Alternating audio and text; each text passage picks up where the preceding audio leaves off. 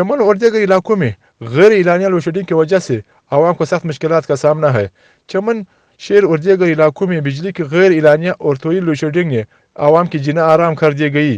شہر میں 10 سے 12 گھنٹے جبکہ دیہات میں 16 سے 18 گھنٹے کی لوڈ شیڈنگ ہوتی ہے، جس کی وجہ سے معمولات زندگی مفلوج ہو کر رہ گئی۔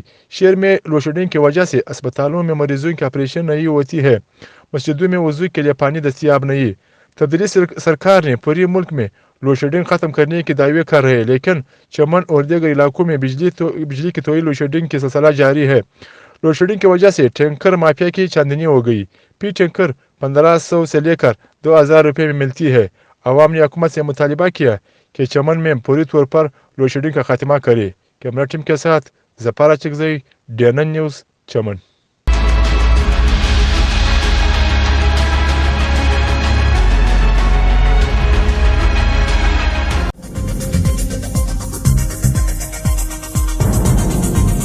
نیوز سے اپ ڈیٹ رہنے کے لیے ہمارے چینل کو سبسکرائب کریں اور بیل آئکن پر کلک کریں۔